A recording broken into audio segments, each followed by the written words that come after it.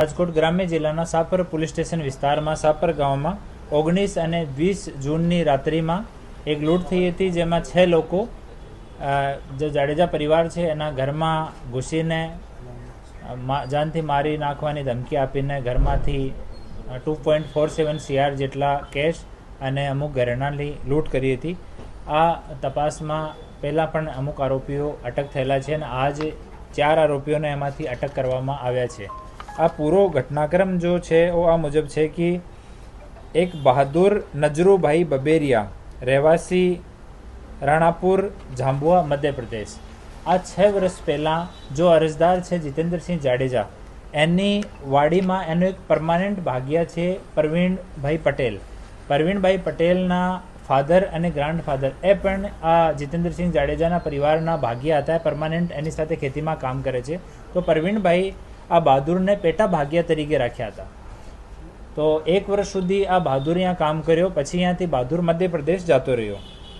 પછી જૂન મહિનામાં 6 કે 7 તારીખના રોજ झांबुआમાં એક મેળો ભરાયો. આ મેળામાં બહાદુર, એક સાગર મેડા, એક રાજુ એ લોકો મુલાકાત કરી આપસમાં અને એ લોકો વાત કરી કે અહીંયા સાપરમાં એક પરિવાર છે, ત્યાં બુઝુર્ગ પતિ પત્ની અહીંયા રહે છે અને એની પાસે મોટો સોનું કે ચાંદી મળી શકે. આ લોકોને ઘરેણાની ઇન્ફોર્મેશન હતી કે ઘરેણો અહીંયા મોટી માત્રામાં મળી શકશે. પછી એ લોકો આ વાત જો છે નિલેશ અને પપ્પુ મછાર સાથે કરી. એ તમામ લોકો છે એ અહીંયા ભાગ્યાનું કામ કરે છે, મજૂરીનું કામ કરે છે, છૂટક મજૂરીવાળા કામ કરવાવાળા લોકો છે.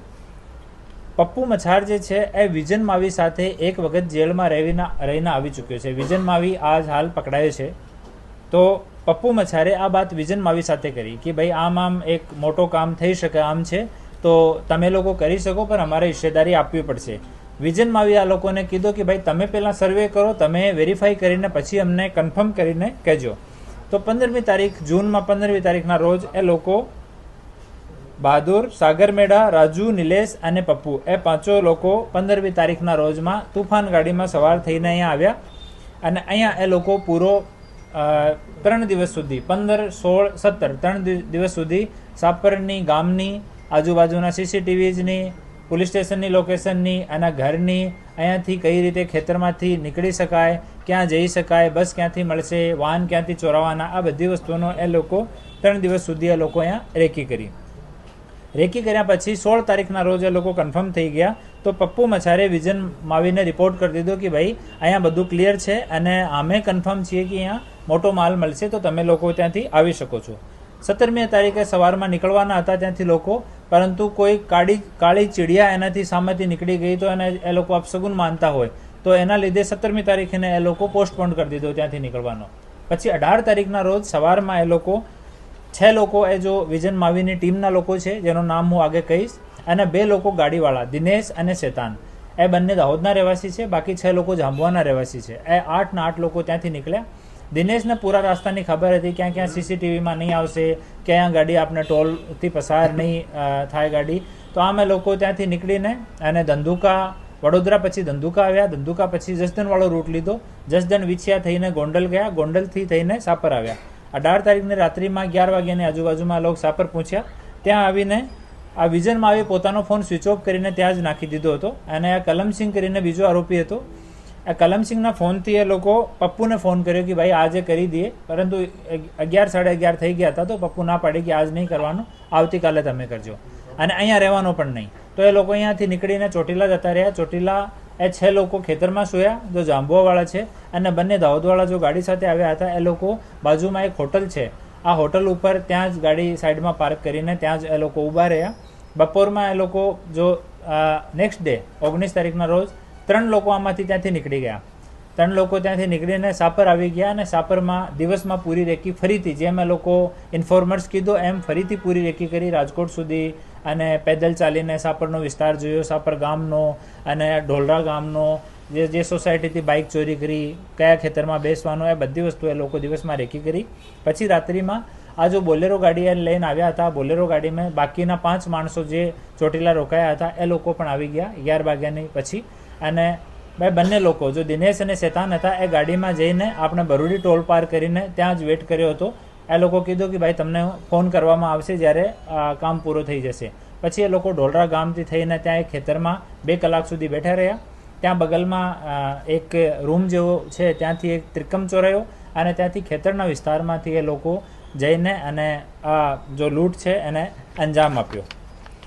અંજામ આપ્યા પછી એ લોકો અહીંયાથી બહાર નીકળીને ઢોલરા ગામની બાજુમાં જે સોસાયટી છે ત્યાંથી 3 બાઇકો ચોરાઈ. 3 બાઇકોમાંથી એક બાઇક ત્યાં જ એ લોકો ડ્રોપ કરી દીધી, કેમ કે બનસિંહ અને એનો ભાઈ બંને 2 લોકો આ લૂંટમાં સામેલ હતા. તો આ બંનેને એવો આશંકા હતી કે 3 બાઇક પર અમે બે બેસવો પડશે, તો એક બાઇકવાળા કંઈ પૈસા વૈસા લઈને જતા નહીં રહે. તો એના માટે ફોર્સ કરીને એક બાઇક ત્યાં જ ઊભી કરાવીને 3 લોકો 2 બાઇક ઉપર બેસીને અને જે રૂટ એ લોકો નક્કી કર્યો હતો ત્યાંથી થઈને આપણે એરપોર્ટની બાજુમાં આરકે ઇન્ડસ્ટ્રીઝ છે ત્યાં જઈને આ બાઇક્સને પાર્ક કરી અને ત્યાં જઈને એ લોકો સેમ જો કલમસિંહનો ફોન હતો એનાથી દિનેશને ફોન કરવામાં આવ્યો. દિનેશ અને શેતાન ઓલરેડી બોલેરો ગાડીમાં આ લોકોનો વેઇટ કરતા હતા.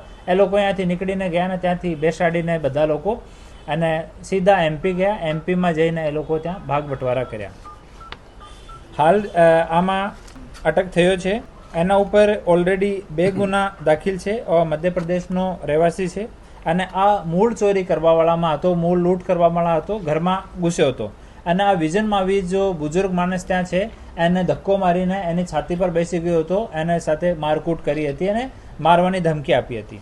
બીજા જો આજ અટક થયા છે ઓ રામેશ્વર ઉર્ફે પપ્પુ છે, એના ઉપર ઓલરેડી 7 ગુના છે. ત્રીજો રાજુ કલમસિંહ બાબોર છે.